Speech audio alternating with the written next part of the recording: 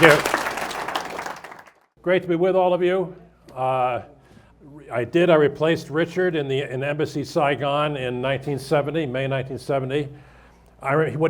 He seems to have forgotten the most important part of the handover, which was that I was handed a gas mask. I said, what the hell's that for? And they said, well, Richard got a lot of use out of that. I said, really? It smells okay in here to me. I don't know. They said, no, well, this was for covering student demonstrations when the police would, bombard them with tear gas. So I guess I wasn't as active on the student front. I never got to use that gas mask. I don't know. I don't know what I did with it. It's probably still there. I don't know. It's still there somewhere. Great to be here. This, as Richard said, first time ever in Denver. I don't know, I've been all over the country, but I was saving it. I first went to some other places that were kind of higher on the list of places you normally visit in life. I went to Mongolia, to Tibet, 2 times to Fiji, and I went to North Korea once. And so now it's time to come to Denver, I think. It's great, yeah. So, yeah. When Richard asked me to speak, I said, look, I'm giving the speech they asked me to give at the University of Denver is on Taiwan and what it faces in Trump 2.0. In other words, how is U.S. Taiwan policy going to be affected by the change in administration? I said, okay, so I only have that speech, which I gave at the University of Denver. So I will give bits of it, and I'll try to broaden it to make it a little bit broader topic. Because even last night, I ended up talking a lot about our alliance structure in Asia and what's happening to it and so forth. So let me just start out. We'll start out talking about Taiwan, because Taiwan is the hot issue, and it is the number one issue that all of us who work on Asia have to focus on. And I've retired 4 or 5 times, but one of the things I still do is advise some American big hedge funds and so forth, and basically they want to know, is war going to break out this week, or do we have another month or so, And I actually think we've got a lot longer than that. But 2 months into the Trump administration, we can take a look now. I think the picture's becoming a little clearer. I think when in the lead up to the inauguration, interestingly, and I was in Taiwan twice last year, and the last time was in the first 2 weeks of December. On the same trip, I went with a group of fellow recovering diplomats and people. We went also to Beijing as well, and we had very high-level meetings. And why did we have such high-level meetings? Because they were nervous. And they figured maybe we would be able to convey messages back, which we did do. And they were worried, this is Beijing now I'm talking about, they were worried that they liked the communication channels that Wang Yi, the foreign minister, had with Tony Blinken, our Secretary of State, and with Jake Sullivan, the National Security Advisor. They wanted to be able to continue that with the next administration. But they were worried, they were nervous. The Secretary of State coming in, Rubio, was somebody who was under sanctions, that he couldn't visit China. They said, well, we can put those aside, but we want to have a channel of communication. Mike Waltz, who had been named the National Security Advisor, was someone who had been a congressman, and as a congressman was known to be quite friendly to Taiwan. So they were nervous. In Taiwan, they were also nervous because Trump had said a number of things about Taiwan that were not reassuring. Trump's a transactionalist. Trump doesn't care about. Taiwan sold itself and has been selling itself for years, honestly, effectively, as a democracy and fellow democracy. Trump doesn't care about that. That doesn't mean anything to him. And they knew that. So that card was not a card worth trying to play. Trump had been asked a few times, what would you do in the event that there's an attack on Taiwan? What would you do, or there's a blockade? And frankly, he avoided the question, didn't give a straight answer, which actually is US policy under many administrations to not give a straight answer to that. We call it strategic ambiguity. Biden had always kind of hinted that he would do something, whereupon all of his lieutenants tried to roll that back the 4 times that he said it, but he implied that he did care. The other thing is Trump had also sort of implied that, this relationship we have with Taiwan, it's like an insurance company to somebody who's insured, but they don't pay us any money. He actually said that, and so Taiwan was a little bit worried. Okay, looking at things now, I would say 2 months later, where are we after a couple of months? Taiwan's happy that a lot of its friends have come into the administration. Rubio, Secretary of State, Waltz, National Security Advisor, the 2 deputies that are under Deputy National Security Advisors under Waltz, Alex Wong, Ivan Kanapathy is a good friend of mine. These are people who also know Taiwan. Taiwan knows them. They're comfortable with them. But other people come in they don't know about. Nobody knew about, except people who watch Fox News a lot. Nobody knew about Pete Hegseth, the new Secretary of Defense, and whether he has any ideas about Taiwan or not, nobody knows. A lot of people coming in at lower levels in Defense Department and elsewhere, there's kind of a complicated picture of different factions coming in. There are people who are basically isolationists.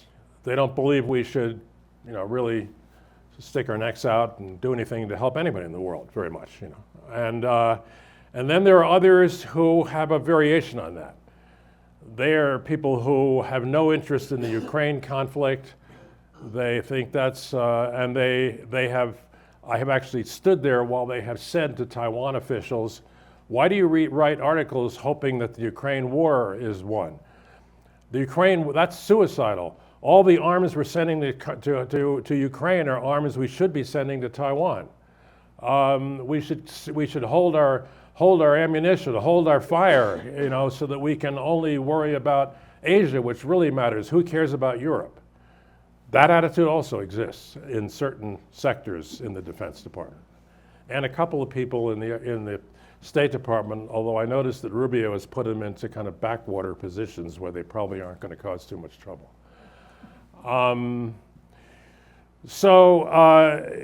Some positive things there, but there were also actions that the new administration took, which I think have given some reassurance. And here I think we can sort of move beyond just talking about Taiwan to talk about the region too. The new administration has, it's had a lot of money-saving operations. I think you've probably heard about Mr. Musk and what he's doing. So we can get back to him later. But even without Elon Musk, we have Pete Hegseth at Defense saying that he wants 5% cut this year and another 5% next year and so forth, which is astonishing, really.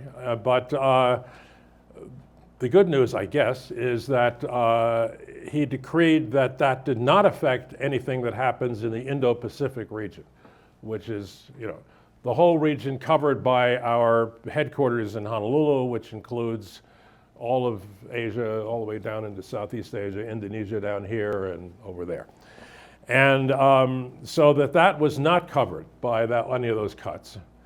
And we also, and then statements were being made by incoming officials that were good, reassuring statements, especially by Rubio, both during his confirmation hearings and then later. He said we are strongly, the United States is strongly opposed to any attempt to use force or coercion to change Taiwan's status. That's a good line. That's a good statement. And it got picked up when the Japanese Prime Minister Ishida came to Washington, met with Trump. They put out a joint statement saying that both Japan and the United States strongly oppose any use of force or coercion to change the status quo in Taiwan. And then it got just recently used again about a week ago when the G7 met in Canada. So that was, Taiwan liked that. But then I think the most interesting thing is what Taiwan has done. Taiwan actually, to use a favorite Trump expression, played his cards well, unlike what Trump thinks Zelensky did. He used that card talking to Zelensky. Taiwan played his cards well. Taiwan, they're Chinese. They're good negotiators. They know how to negotiate. They know how to read people. They know how to read situations. They've been doing this for thousands of years. And Trump wasn't too hard to figure out, really.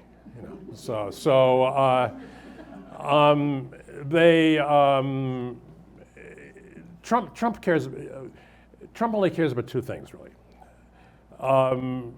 He focused. I'll rephrase that. I'll be a diplomat instead of a New Yorker. He focuses on two things. He focuses on trade and investment. One of my good friends who has been nominated to be the Undersecretary for Political Affairs, the number 3 job in the State Department. She worked in Trump 1.0 in the National Security Council staff on Asian issues. She said, when you prepare a memo for Donald Trump, it always has to have the same format, which had never been the format before. The first line is normal, meeting with Japanese foreign minister or meeting with Japanese prime minister. The next line, you have to put the balance of trade with the country. In this case, it would be how much we sell to Japan every year and how much Japan sells to us. And I forgot to ask her whether that included both the goods and services or just the goods, because Trump only really cares about the goods for some reason. He doesn't realize that service trade is also important. So, but anyway, then the next line is about investment, how much that country is investing in the United States and how much American investment there is in that country. So the Taiwanese know that. So they said, all right, we're going to buy a lot more from the United States now. We're going to buy a lot of LNG. Taiwan is very dependent on imported fuel. It's like 97% dependent on the rest of the world. So they said, we're going to buy more American LNG, liquefied natural gas. That, it's energy. Trump, likes that. So then they said, we're going to buy more weapons. The president of Taiwan, Lai Ching-te, talked about, he said, I'm putting together a new arms package we're going to buy from the United States of $10 billion. I have no idea what it is. I mean, I don't think he knows what it is, but he just threw out the number, and that went over very well. And then he also said that, but then most important, in Taiwan, there's a company you may have probably heard about, Taiwan Semiconductor Manufacturing Company. And all my years living in Taiwan, visiting back there, I actually became very good friends with Morris Chang, who was the founder of Taiwan Semiconductor. And Morris also had a house in Hawaii, one hill away from my house in Hawaii that I used to have until a couple of years ago. And except being a billionaire, he only came about 2 weeks of the year. But we used to get together for Chinese New Year's dinner every year. So Taiwan Semiconductor, one of the things Trump had said, which made them nervous in Taiwan in the months leading up to his election, was they stole our chips. Taiwan stole our whole chip industry. It's all there now. It's complete nonsense, actually. Taiwan, and deeply insulting to the very, very smart people who developed Taiwan's semiconductor industry all by themselves. Now, the leader of it, Morris Chang, had been the head of Texas Instruments, but he probably brought some knowledge about making chips, there. But actually, they started out doing other things. And the reason he moved was because they didn't make him the CEO. So he came and started his own company and made himself a multi-billionaire. So, the CEO of Taiwan Semiconductor went to Washington. Somewhere here's the date. I think it was March 3rd. Met with Trump in the Oval Office, and they made a joint announcement saying that Taiwan Semiconductor, which already was involved in building and is now building $65 billion worth of factories in Arizona. I think 3 factories in Arizona now. They said, we're going to put $100 billion more on top of that, mostly in Arizona also. Factories, 1 research and development facility, a packaging plant, we're going to put all that in there. And so Trump was absolutely delighted. He mentioned it in his speech to Congress and said that it would never have happened except for my threat of tariffs against it. Now, I'm going to tell you a little secret about all that, but everybody has to promise you're not going to tell Donald Trump, okay? Is that promise? Everybody? Yeah, okay, yeah. Yeah, actually, the real story is a little different. Undoubtedly, Trump's anger, threats, Taiwan's desire to get in his good graces, meetings between the government down there and TSMC, they probably said, we got to do something to get him thinking more positively about us. TSMC had always planned to make that extra $100 billion in investment and build those extra facilities, but they weren't going to do it right away. And actually, they made the announcement now, long before they intended to, but it's still going to take years to do all that. That's one fact.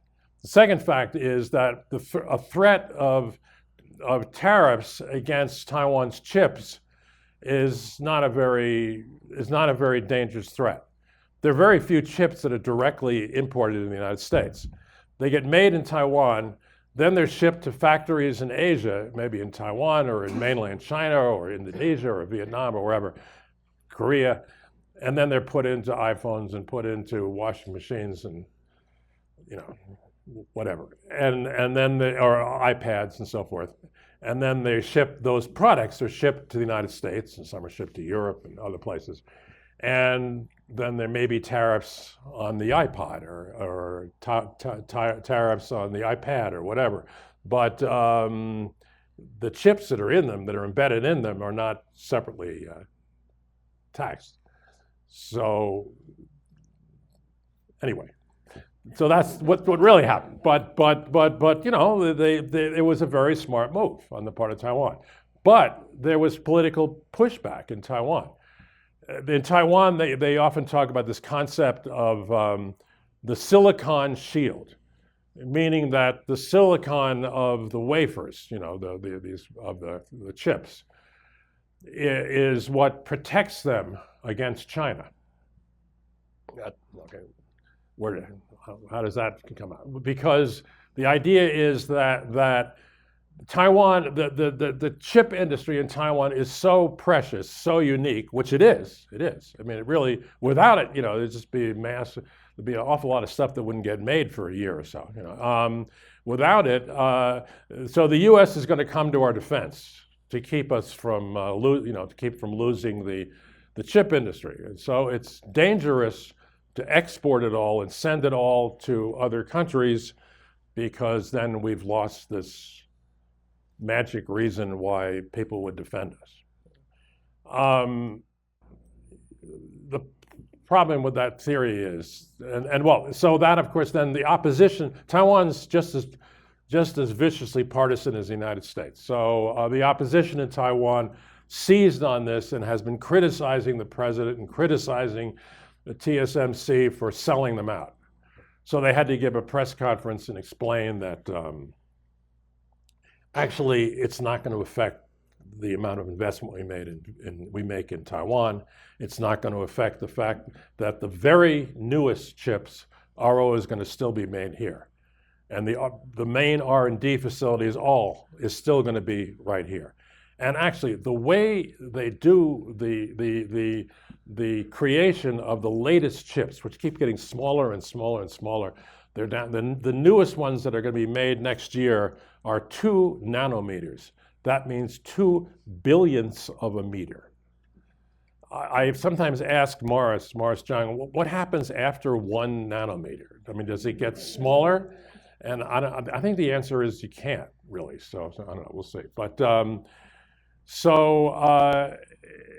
that's, you know, so when they design a new, even more advanced one, they have, I'm not exaggerating, they have 10,000 engineers who work in their facilities in Taiwan. And they're all involved in different aspects of it. And some of them are actually involved in operating plants, but there may be, I don't know how many thousand that are just involved in design. And at every step of the process, they are testing, doing trial manufacturing, doing all kinds of things. There is no way that they're going to recreate that workforce and that kind of an operation in Arizona. It's just not going to happen. So, but the opposition will keep hammering them anyway. Let me turn to I'm not sure I can deal with these notes. I'll just have to talk from here. So I was in Honolulu about 2 weeks ago, and there was a very important conference which was presided over by our Pacific Command, Indo-Pacific Command headquarters in Honolulu. And Admiral Paparo, the current commander, fantastic leader, was there and spent a lot of time with it. There were also civilian and military leaders from all over the Pacific, all over, even lots of Europeans. It was a sort of a great meeting. And Paparo gave a keynote speech which got a huge amount of attention. And one of the things that he said was to talk about alliances. And he talked about how, and this is just backing up from that, one of the great things that actually happened in the Biden administration, one of the, really, I mean, I give the administration that administration very solid credit for it.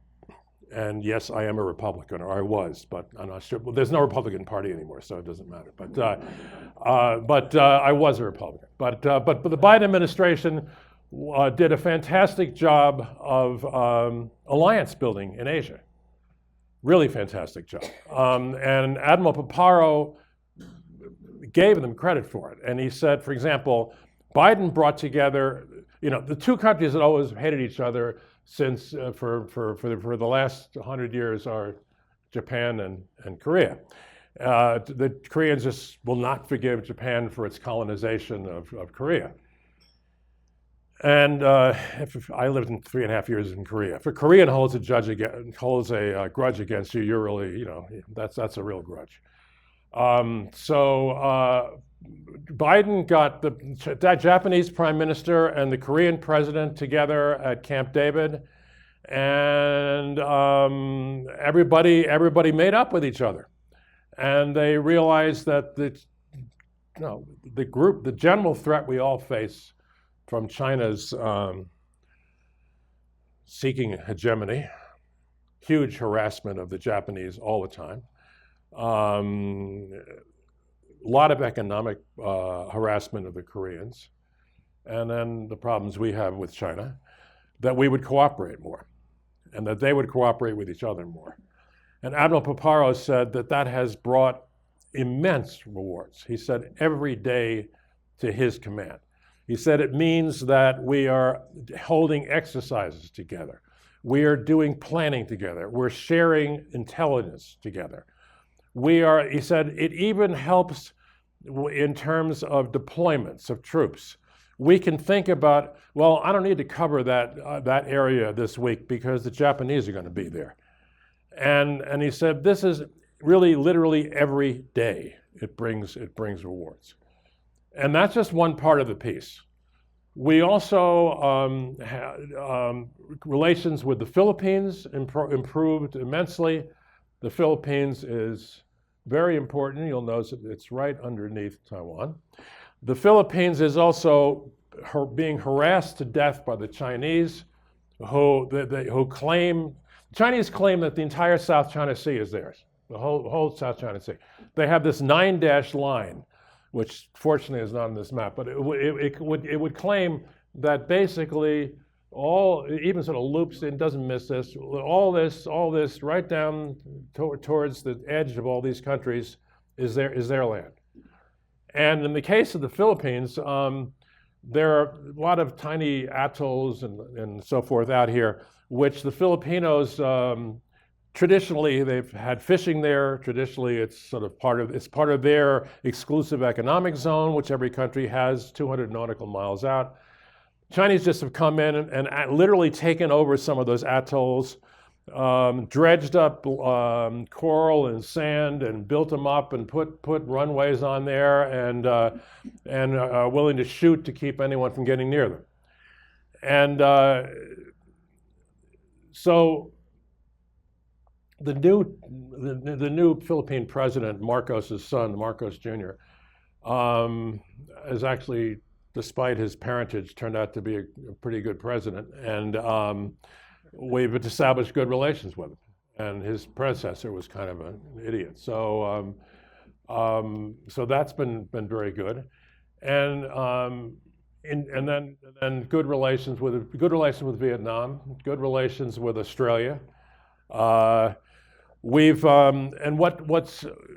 the way the Biden administration talked about it was, traditionally American relations with its allies in Asia has been what's called hub and spoke. The hub, of course, the United States. And then the spokes are ties out to Japan, Korea, Australia, Thailand, so forth, Philippines. That's always going to be true to a certain extent, but what Kurt Campbell, the deputy secretary in the Biden administration, said, we've changed that, so now it's a bit more of a lattice work. So what that means is that now we have these countries directly talking to each other, directly holding exercise with each other, sharing intelligence, saying if you do this, then we don't have to, and we'll do that, and so forth. So, and we don't even need to know about it. If the Australians and the Japanese want to work some things out between themselves, that's great. We don't have to always be involved all the time. And so, and our military they were just ecstatic about it, talking about it at this conference. They were saying the level of activity in terms of multilateral exercises going on, and the number of countries involved, the number of ships involved, and men involved, is just dramatically up from 10 years ago, and so forth. One of the things very important that Admiral Paparo said was, and maybe I can find the quote, or maybe not, I'll just have to try to remember it. What he said was that he is confident that the Trump administration will, and then he would said unrelentingly, is going to continue all these trends here in Asia. And those were cleared remarks. He could not have said that without it being cleared by the White House.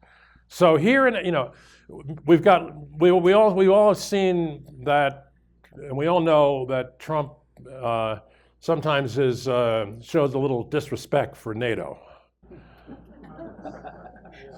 Yeah, so I'm surprised that words that polite came out of the mouth of a New Yorker, but yeah. So, but it's good news that it does not seem to be true in this part of the world.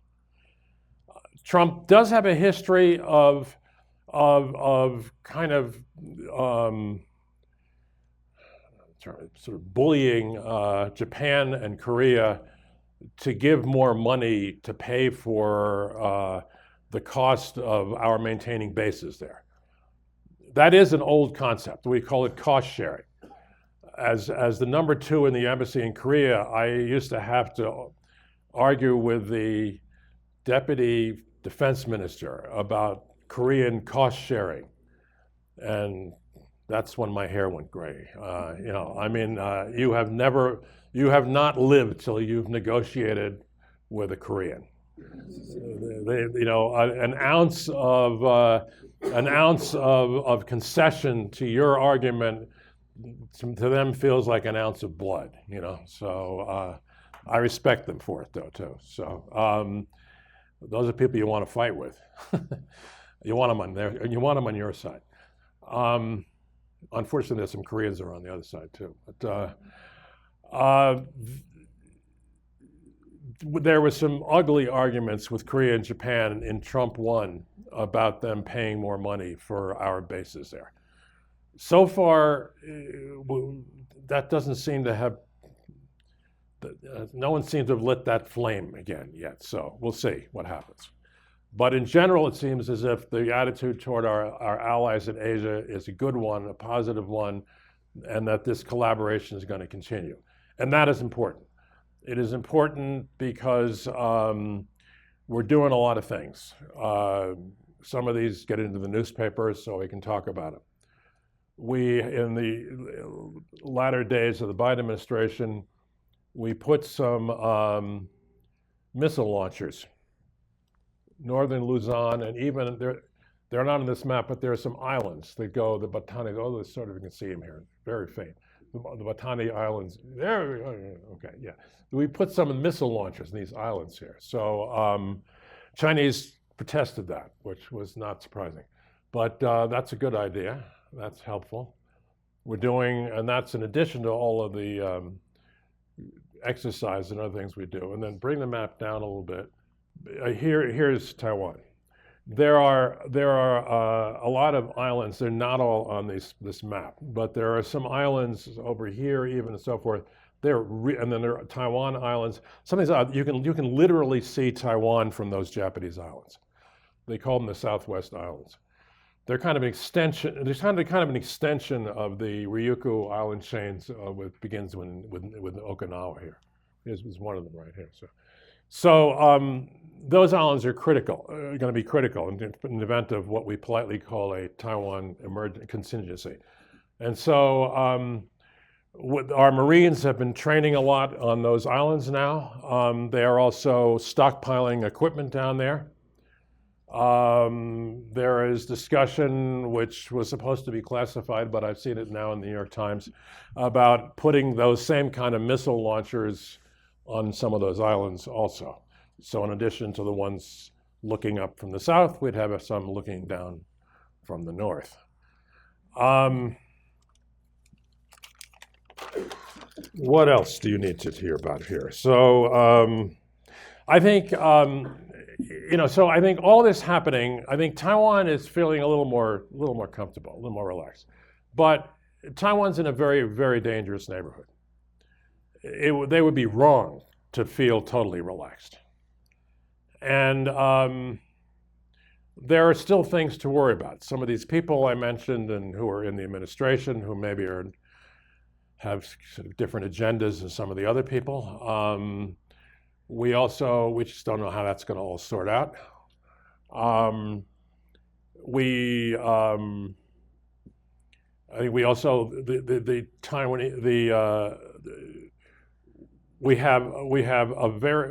Taiwan's. There's a lot of criticism in the administration by Trump himself and by some people coming who are still up for nomination of Taiwan that it should have a bigger defense budget. So there's still people still hammering at Taiwan that they have a defense budget of about 2.5% of gross domestic product.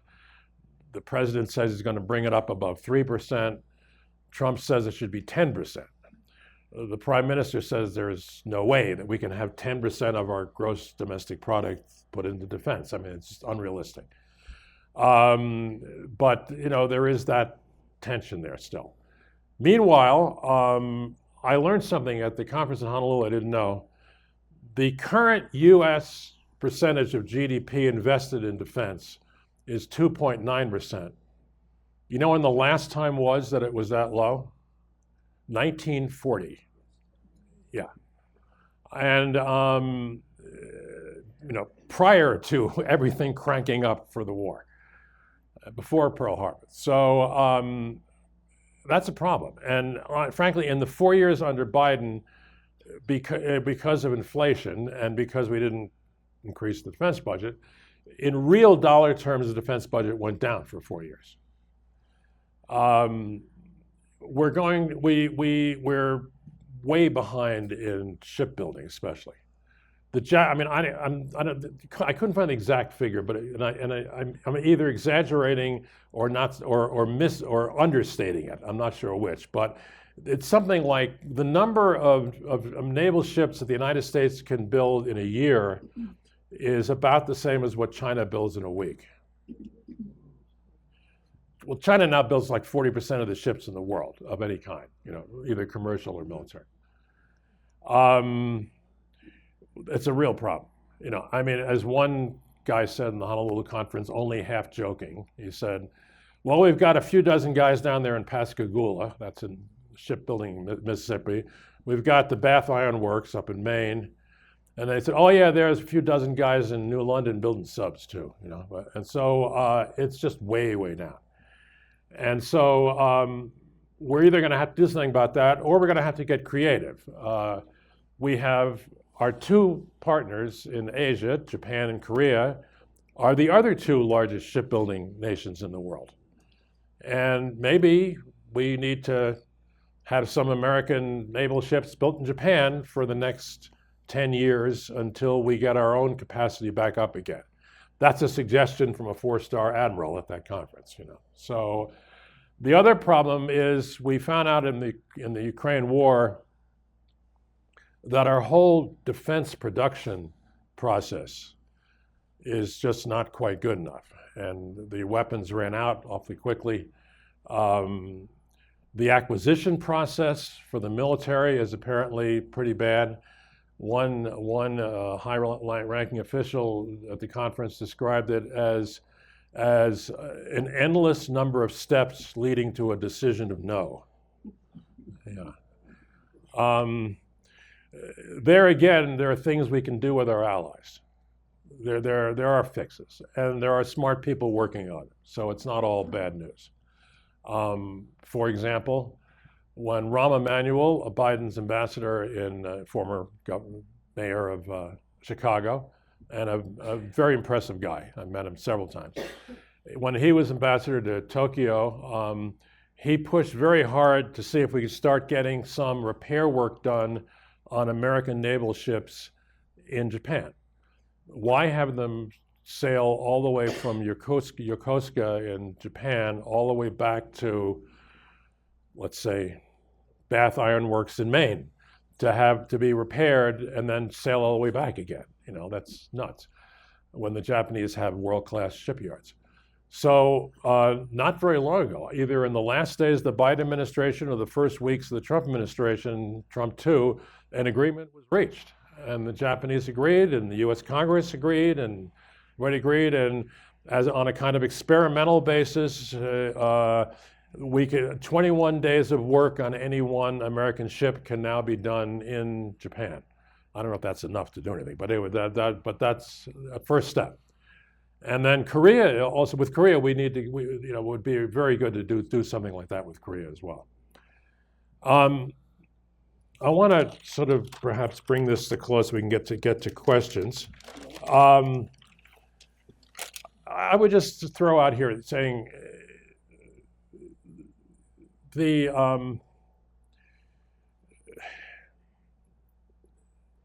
prospect of a possible war over Taiwan is a horrible one.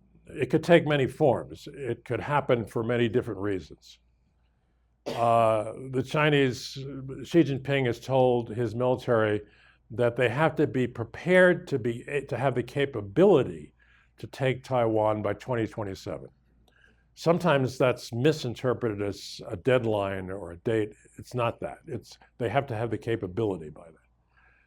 Fortunately, an amphibious landing is still the most, I am told by people who know much more about this than I do, is the most difficult action in warfare. And fortunately, the Taiwan Strait is 4 times wider than the English Channel. And we know how difficult that was. There are other things that can be done, and those include blockades. Blockade could be nasty also. The Chinese figured that we would probably respond. We might escort ships through the blockade. Or my military friends say one of the first rules, never let the enemy define the battlefield. You do a counter blockade somewhere directed against the Chinese.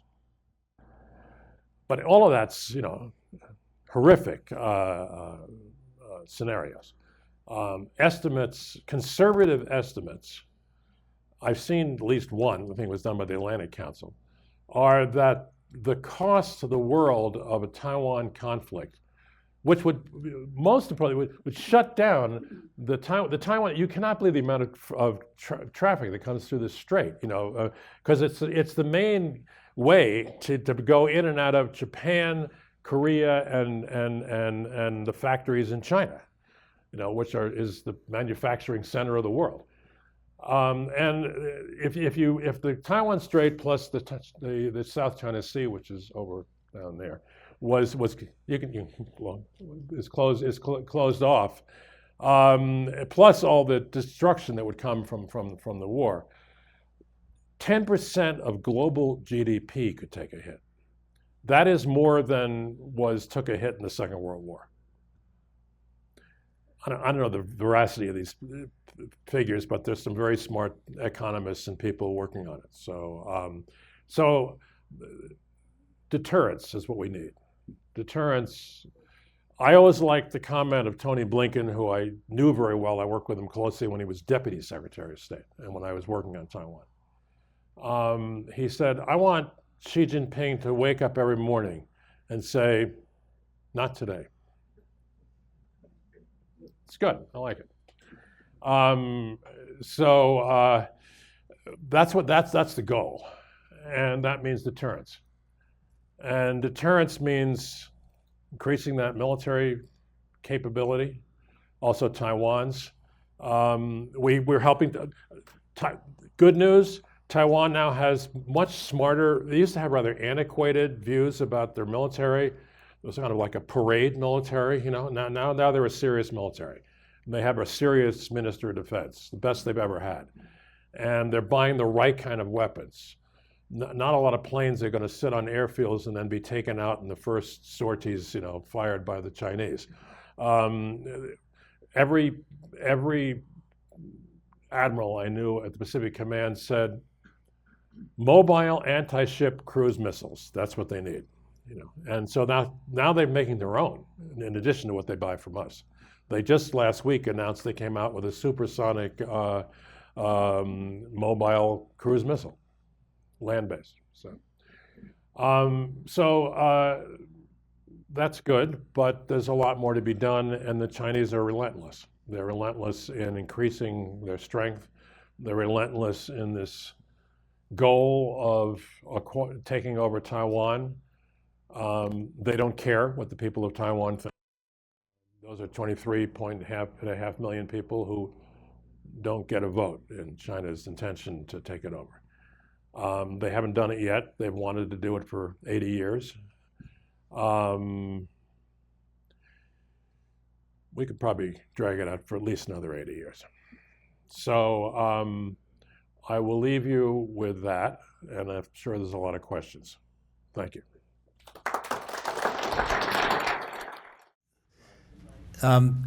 So just looking at a bigger picture still, I'm just wondering if you have any insight as to what Xi Jinping's end game is beyond Taiwan.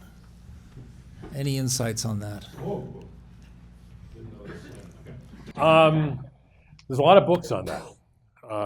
There's a friend of mine who was working in the White House, now is in the Council on Foreign Relations, named Rush Doshi, who's written a whole book about China's long-range game. I think there's sort of two schools of thought.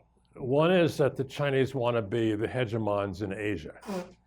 The other is that they really they started out that way, but now under Xi they've got broader goals. And I think I'm starting to lean toward the latter view. I think Xi Jinping is convinced that the U.S. and the West in general is in decline, and he's going to stick with that. And he's also made this pact. He's doing this cooperation with Putin, and then the sort of junior partners are North Korea, Iran, and so forth. Yeah, and they are very allergic to it, very opposed to the democratic system that we uphold, and they were all delivered. Well, not Iran so much, but the others were all delivered a massive jolt by the collapse of the Soviet Union, and then by the collapse of the of Soviet control over the Baltics and then the satellite countries, Poland, Czechoslovakia, and so forth. It's what they call the color revolutions, you know. And that was a deep shock. And I think a lot of the determination of Xi Jinping to reassert, I call him a neo-Leninist. You know, the main principle of Leninism always has been the party is in control, and there can be no challenge to the party. I mean, true Leninism means you have no civil society, and that's the way it's run in China. You know, I mean, the unions, the churches, everything comes under a party-controlled superstructure that runs it. And Xi Jinping is determined that he's not going to be the Gorbachev of China, and Gorbachev is the great villain of history in the eyes of Putin and Xi Jinping and all these people. When I was in Vietnam, you know, as ambassador for 3 years, and that's another one of the world's last 5 communist-run countries, along with Cuba, North Korea. I think that's about it. Anyway,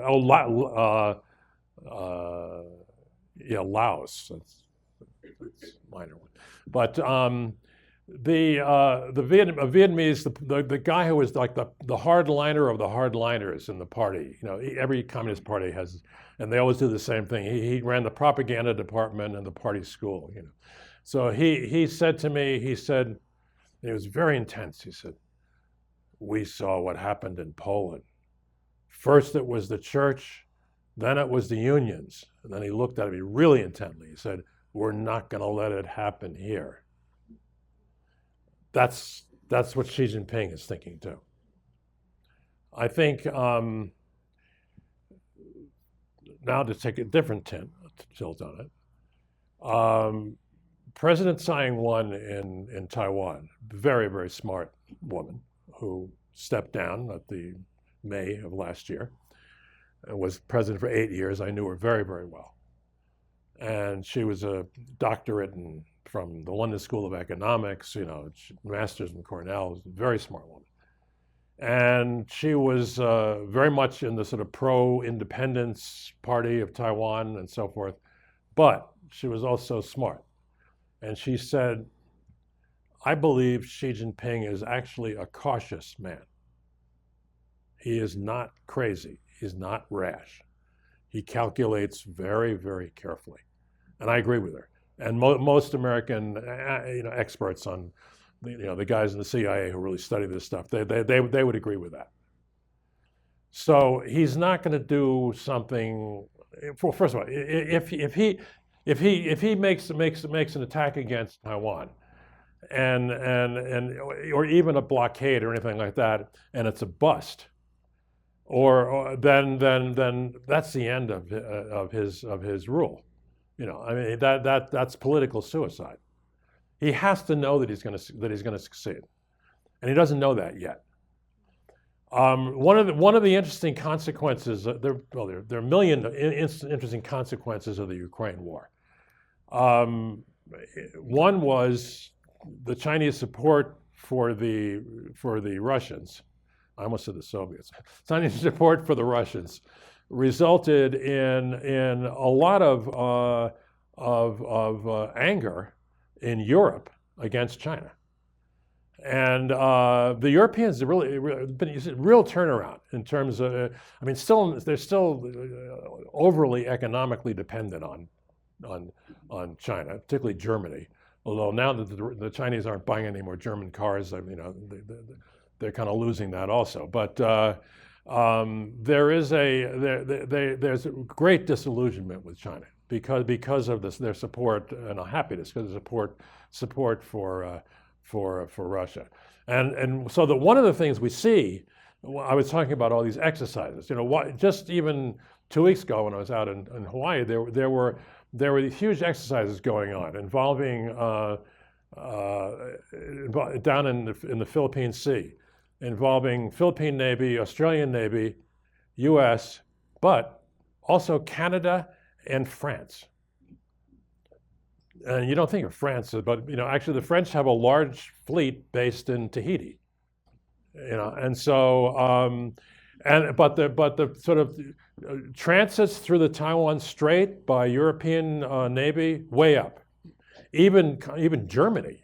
Oh my God, that's they used to be so afraid of offending China, that they would never do something like that.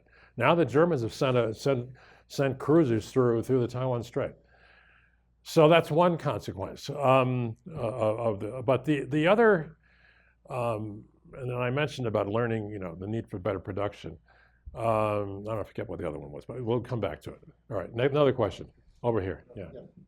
I wonder if you could comment on your understanding of Xi Jinping's take on Putin. Ally, cautious, how would you characterize that relationship and China's view of Russia? I think these are people who do things in very calculated ways. They don't. There's not a huge amount of emotion that's invested in these relationships. But nor should there be. So maybe we need to be more cold-blooded sometimes too. I don't know. But I think what is each getting out of it? Let's look at it that way. I think that it's very obvious what Russia's getting. They're getting dual-use materials. They're getting even some things that are real obvious military use equipment. And the Chinese are buying all their oil. I may even put that at the top. Maybe that's the top of the list, really. They're keeping them alive, really. So what are the Chinese getting? Can everybody hear me? Is that all right? All right, sir, you all right? Okay. What are the Chinese getting? The Chinese are getting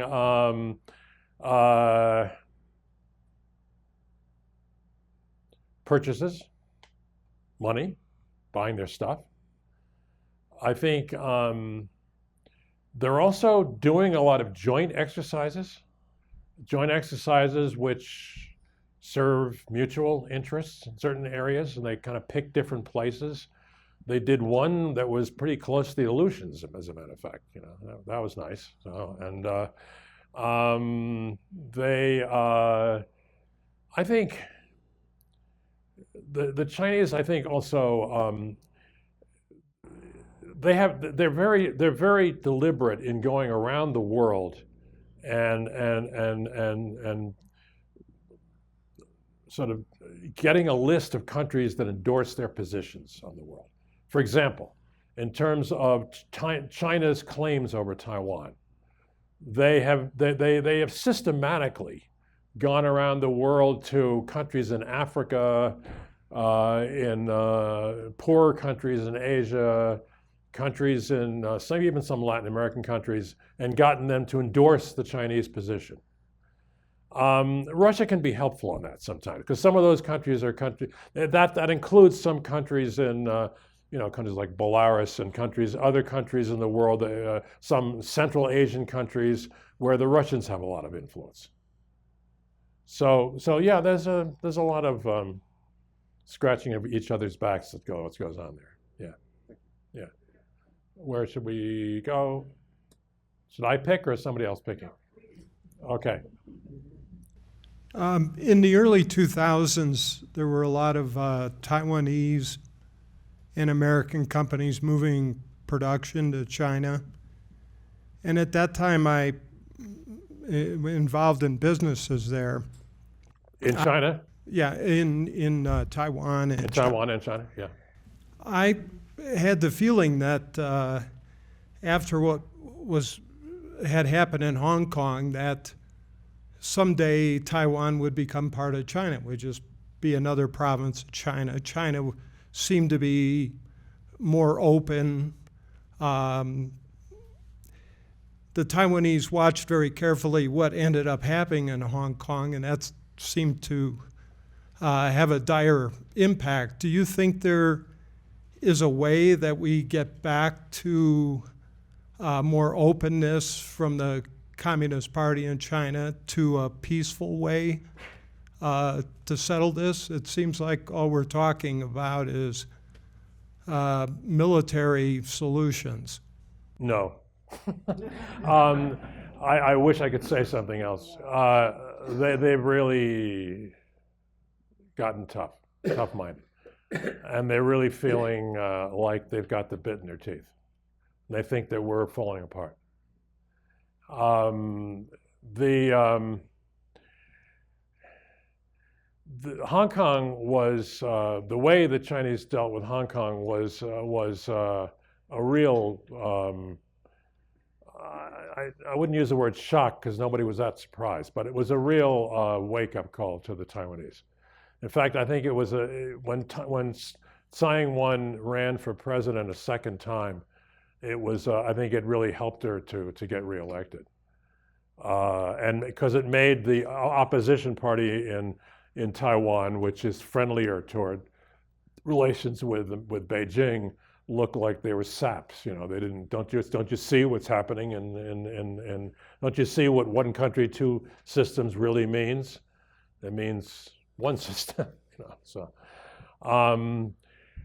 I'm very involved. I lived in Hong Kong for 3 years. I loved Hong Kong, used to go back all the time. I am now more hesitant to go back there than I am Beijing and Shanghai, which I do visit. Part of that is because Jimmy Lai, the publisher who's being held prisoner, and very close friend, and I'm been brought into a group of people strategizing on how we can get him freed. So. You know, it's true, I guess. You know, what I've been saying is it's giving sort of a dark sort of military picture, deterrence picture. I think keeping channels open to talk to each other is still a good idea. Not only the channels that I mentioned, you know, the sort of Jake Sullivan to Wang Ji, the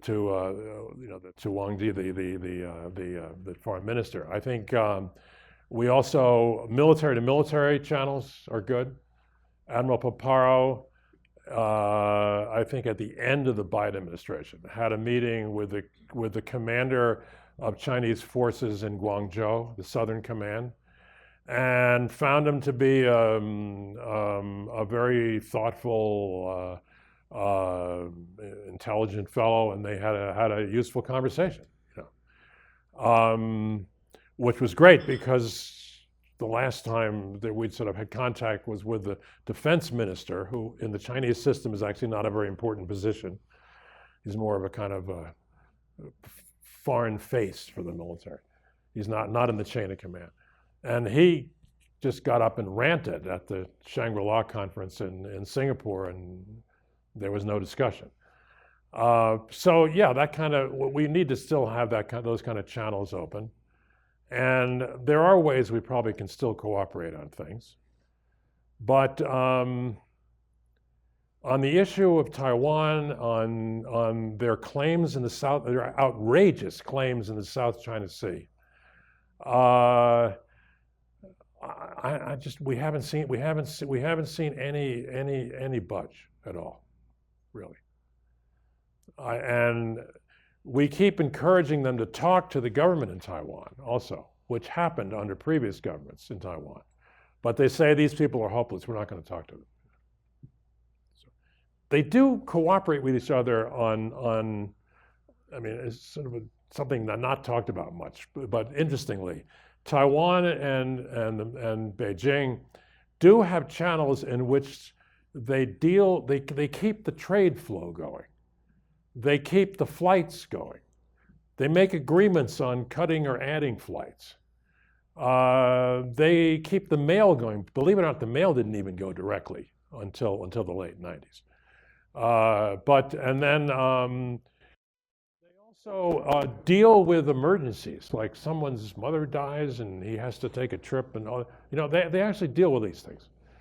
But which means that the world hasn't gone completely nuts, you know.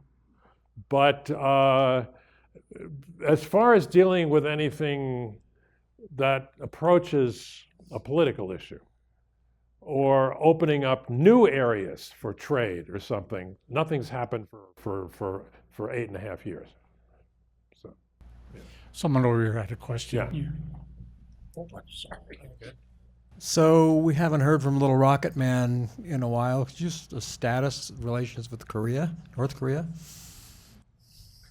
Yeah, he's still there. Yeah, he's the Rocket Man. Of course, he sent to Ukraine 15,000 of his men.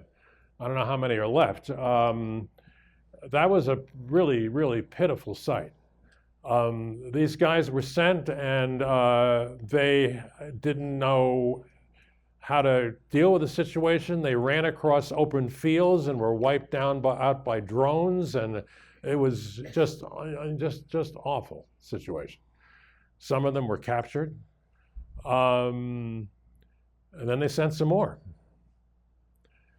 He thinks he's got a good deal with Putin, because he thinks that by giving Putin this support, that Putin is sending him food, sending him, I think, fertilizer, sending him, he's buying a lot of weapons from them. They have sold vast numbers of bullets and missiles and things, huge quantities to Russia. He undoubtedly hopes that he might get some technology to help him with his. He's been having trouble firing satellites in the air, and the Russians probably will help him with that. He'd like help, of course, with his nuclear program. Whether the Russians will do that or not, I don't know. We'll see. I'm not sure what would stop them. So that's where Rocket Man is. What more do you want to know about him? Now, Trump actually has, at least one occasion, made a comment. You know, Trump tried to negotiate with him directly, and it looked like things were going all right, and then it all blew up in the meeting. And the meeting in Singapore was relatively good, and they met on the DMZ, and then they had the meeting in Hanoi, and the whole thing fell apart because Kim Jong-un was not going to come far enough to meet Trump's needs, and so it just collapsed, which is an interesting precedent that I keep in mind when I watch Trump engaging with Putin also. Trump is totally capable of just saying, all right, the hell with this. This failed. Totally capable of that.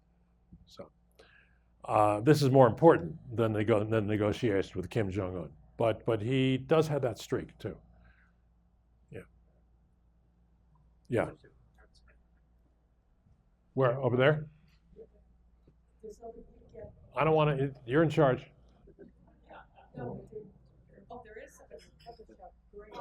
You mentioned Elon Musk early in your comments, and Yeah. you said you'd get back to him.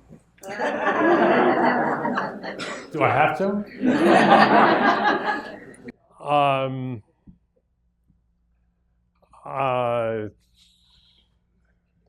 Where do I begin? I don't know. I think it's really been just thoughtless. I mean, just wiping out the whole departments. The lead story in the New York Times, I guess yesterday or today, was about the crew in the energy department that handles our nuclear weapons. Some enormous number of these people apparently took the buyout decision, and then all of a sudden they realized, oh, they're all gone now. You know, I mean, it's just nuts. You know, really, it is nuts.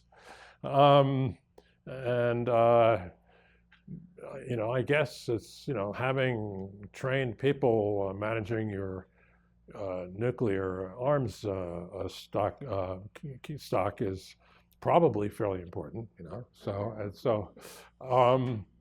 Yeah. So, you know, and then, you know, the decrease in people who manage the Veterans Administration and so forth. You know, it's really a mess. I don't want to say any more about it. So it's really just, you know. So, yeah. I was going to pick up on your being complimentary of Biden and Jake Sullivan and Blinken in regard to unifying our allies. Yes. Aren't you worried about the consequence of Trump's heavy-headedness with, or selfishness really, and with Ukraine or with other allies? And you said maybe we need to be more cold-blooded. Doesn't it look like we should be the opposite? Right. Yeah, I retract that remark. Okay. Like in the case of one of the things I forgot to mention was in terms of sort of the kind of black cloud that still hangs over things. You know, I described a situation in which Taiwan is feeling a little more confident, and you know, and I think Asia is feeling a little more confident, but definitely the Trump's handling of the Ukraine situation is part of the black cloud. And in Taiwan, there are many ways in which that cuts badly. It looks like, first of all, you know, negotiating with the opposite side without the affected party being in the room. This would be like Trump negotiating with Xi Jinping over Taiwan's fate without President Lai Ching-te being in the room. So, and then the humiliation of Zelensky in the Oval Office, all these things are shocking in Taiwan.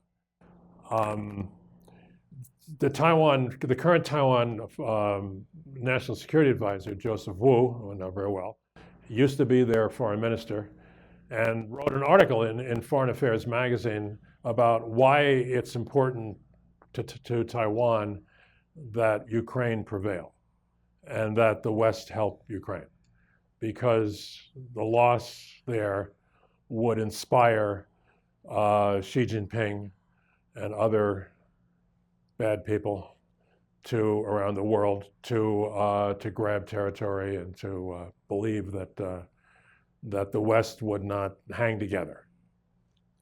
And there are people coming into the Trump administration, and some who are already there, who I won't name, who disagreed with that article by Joseph Wu. And I referred to that before. These are the people who said, you're committing suicide because you're advocating sending all this equipment and giving all this attention to that part of the world, which we should be giving to you. And they said, we don't see it that way. You know, that's too narrow a view of the situation. And they're sticking with that view. So, yeah. What about India? Does India play the role? Yeah. India is sort of, you know, it's, yeah.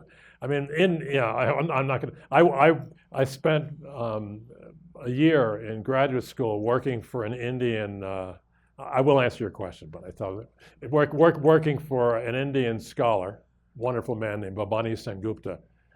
And I would be with him all day and all afternoon. Go to class in the morning, be with him all afternoon, and I'd come back to my girlfriend, who later became my wife, and I'd be talking to her, and at some point in the conversation, she said, "Would you please stop doing that with your head? It's driving me crazy."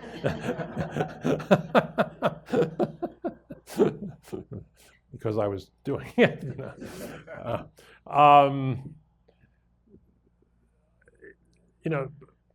India is part of the Quad, which is this grouping of 4 countries which started quite a ways back, I think maybe even in the George W. Bush administration, in which the Quad, I'm going to get this wrong now, the Quad is India, I think it's India, Japan, the U.S., and Australia? And Australia, yeah. And it's kind of nebulous organization, but it's more economic than security. But in recent years, the security issues have been unavoidable in the discussions also. And the Indians do have their quarrels with the Chinese. I mean, serious quarrels.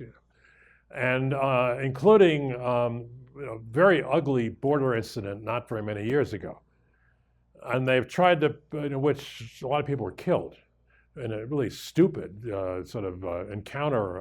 And they have these areas, there are many areas along the border between India and China which are still undefined. They're still there. It's called the line of control. It's not officially a border. And they have forces, heavy forces on both sides. And every once in a while they push each other too much, and they literally get into fights. And this most recent one, which was 2 years ago, something like that, maybe less. There were a couple dozen people killed, all told. But they always they've tried to patch it up, and they've had meetings back and forth, and Modi doesn't really want to be seen as totally with the United States on all these issues, and the Indians don't have any, they really don't want to get involved in the Taiwan issue, it's too far away, they don't care about that. So I think the Indians can be helpful, they are sometimes helpful, they even sometimes participate in exercises, but they're kind of like my friends, the Vietnamese. They'll only go so far. Only go so far. In the case of the Vietnamese, they even have their own name for it. They call it bamboo diplomacy, which means like a bamboo, it kind of blows with the wind, back and forth. So, yeah. Does that answer? Sort of? Yeah. Okay. Do we have one more question? One more? Did you say one more? Yeah. I can go longer if you want. Oh, okay. Right. We'll take a couple. With regards to the blockade in Taiwan, Yes. you mentioned don't let the enemy pick the battlefield. Right. Is that what's going on around Panama? Could that be part of that? No. Not at all. Malacca Strait. So, You know the Malacca Strait? no. Can you put the map up again? There's a strait which goes between the Malay Peninsula and Singapore. And it's one of the world's great bottlenecks, if you want it to be. The Chinese have always been very afraid that we and their allies would do a blockade there, because they're very dependent upon it for very critical way, because the ships are coming down from the Red Sea and that area, and then if they're going over here, they all come through there. So that's that would be our Navy. They would say, we're going to close off the Malacca Strait. We do a quarantine. You check who goes through. So that would be one possible response. I mean, these are ugly options. Really ugly options. But I mean, that's just, in the real world, that's what people look at, and you want the Chinese to worry about that. Then maybe they won't do something. So. Yeah. Sir? So, finish off with Canada. And any comments you have about that? You're talking to a Canadian, so Okay. I talk to my family a lot, They're Right. taking this very seriously. I see that. I've Yeah. been reading about that. Yeah. Any comments? I don't know. I mean, I don't work on Canada. I used to work on Latin America. Nobody's asked about Latin America. But I was President Reagan's special assistant for Latin America. So in addition to all this Asia stuff, but we didn't include the northern part of the hemisphere. I think somewhere in his mind, Trump has an idea of going back to spheres of influence. You know, the pre World War II world, in which you had sort of American sphere of influence in the Western Hemisphere. You had at that time the British dominating Europe, and then you had I don't know, China, the Japanese, pretty much, and I think somewhere along the line he's sort of gotten fond of that idea, of that worldview, and I think the interest in Canada, in the Panama Canal, and in Greenland, those are all three parts of that.